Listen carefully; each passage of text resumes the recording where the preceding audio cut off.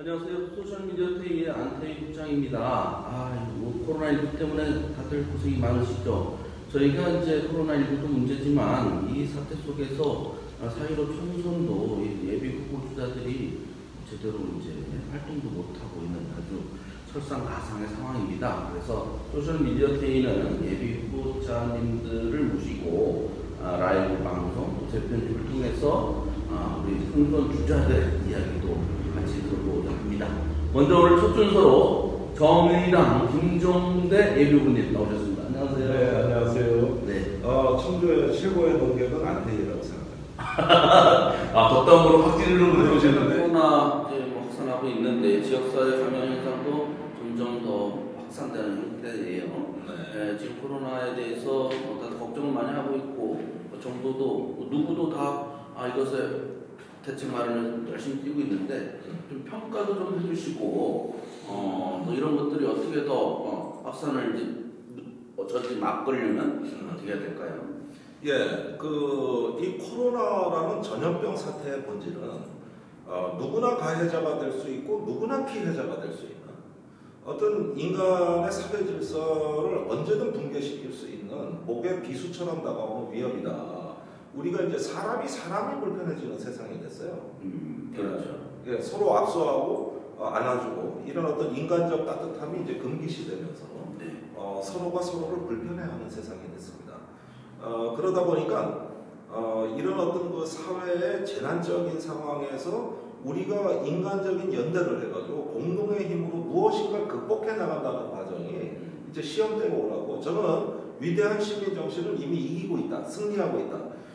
이렇게 절연된 관계, 고립돼가는 어떤 그 새로운 뉴노멀이라고 할 수도 있는 이런 어떤 새로운 일상이 찾아왔을 때 우리 시민들이 굴하지 않고 정말 잘 견디고 계신다. 다만 지금 충북에 7명을 포함해가지고 충청권 전체 20명이 넘는 확진 환자가 발생됐습니다. 근데 조금 더 늘어나는 상황을 일단은 염두에 두고 계셔야 될 것 같아요. 줄지 않습니다. 더 늘어날 것이다. 줄지 않습니다. 어느 정도 늘어날 가능성을 우리는 일단 인정해야 될 것 같습니다.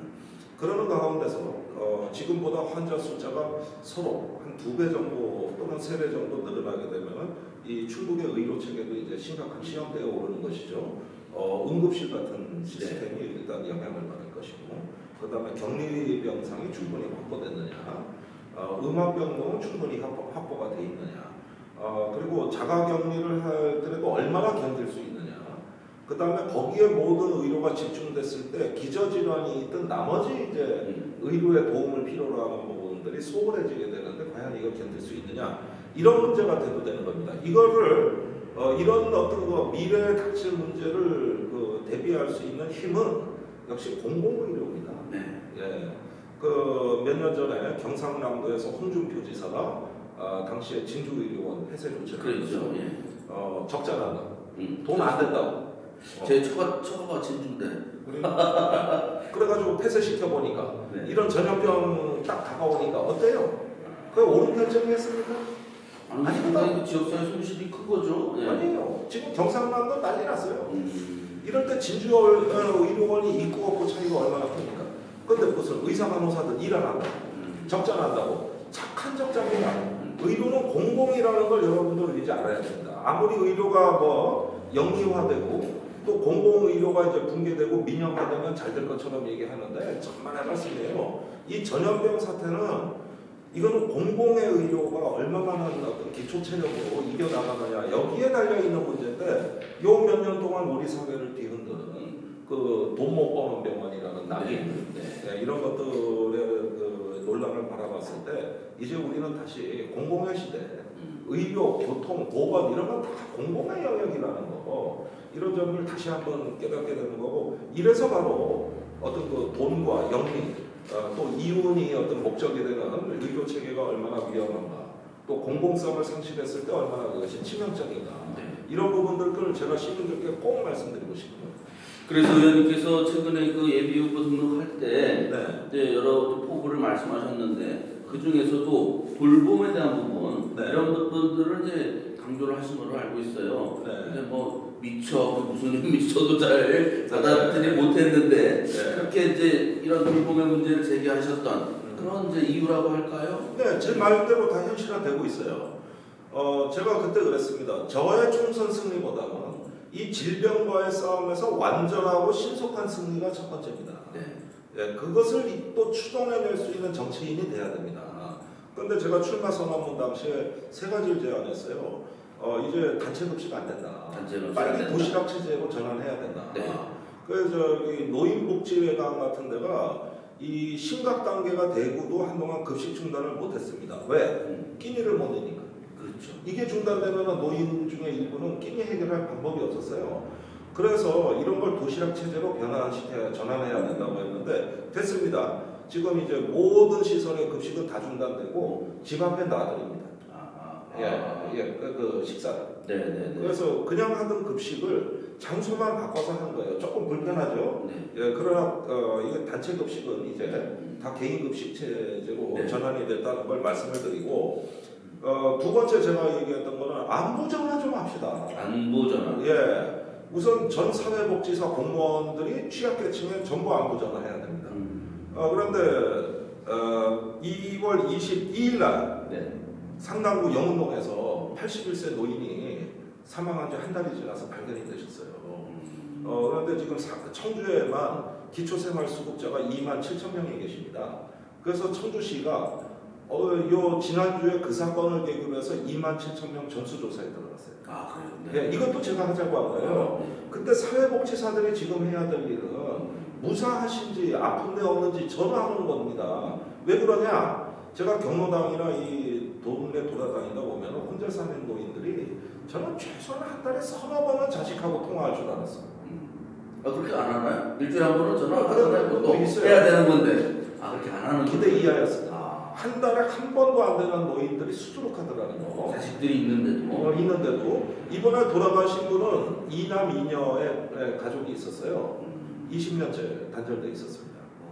어디 사는지도 몰라요. 경기도에 산다는 것만 알아요. 아, 그렇습니다. 예, 그러다 이제 돌아가시니까 수소문이 돼서 장례식에는 오셨는데 사실 한때는 그분이 나쁜 아버지였을 수도 있죠.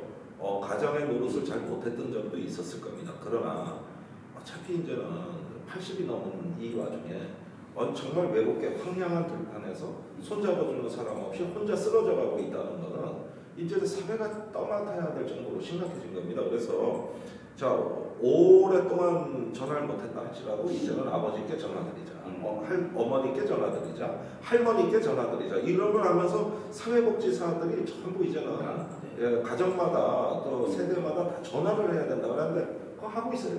그러니까 일주일 딱 지나니까 청주시가 지금부터 시작을 한 겁니다. 2만 7천 명입니다. 네. 그다음에 이제 저기 어린이집, 학원, 유치원 다 휴원이잖아요. 네. 예. 그러면은 맞벌이 부부 그렇죠. 또는 항부모 가족이라고 해도 돈 버는데 아버지가 내가 실제로 본 사람은 중국집에 배달하고 계세요. 근데 어린아이가 하나 있는 겁니다. 네. 어떡하죠? 그러니까 아무리 문을 닫아도 지금 아동복지센터에서 어떻게 돼 있냐면은 대략 한 30명 정도가 표준이에요. 그렇죠. 예. 그런데 이렇게 나오지 말라고 써붙여도 한 7, 8명은 정말 할 데가 없거든. 그러니까 그런 어린이들이 받아서 보육을 하죠. 예, 지금 합니다. 네. 그러니까 그런 아이들은 우선 대상 아동이라고 그래가지고 네. 또는 긴급보호 네. 아동이라고 그래가지고 해줘요.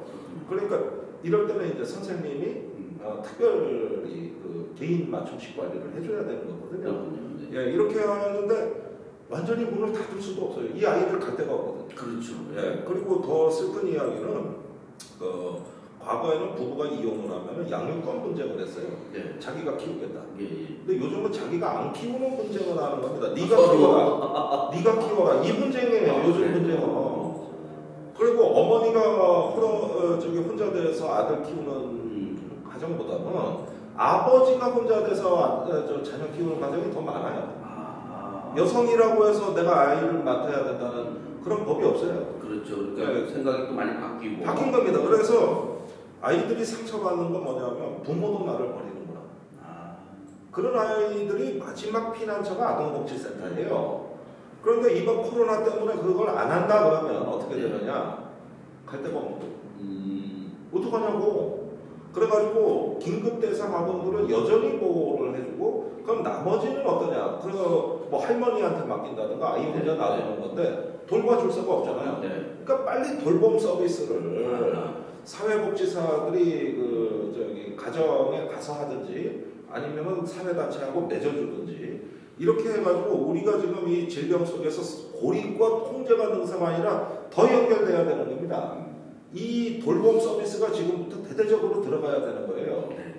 그러니까 이거 없이 다 문고로 잠그면 어떡하자는 거예요.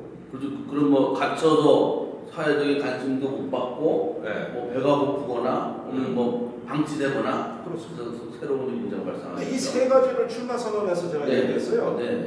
이 세 가지가 일주일에 국가의 긴급 정책으로 실제 반영이 됐어요. 근데 제가 무슨 복지 전문가도 아니고 국방 전문가 아니십니까? 국방 전문가고 제가 뭐 그걸 뭐 특별히 성견진령이 있어서 그 말을 한 게 아니라 돌아다녀 보니 그렇더라는 거예요. 그러니까 그래서 신속하게 승리하려면은 저기 방역 대책으로는 부족합니다.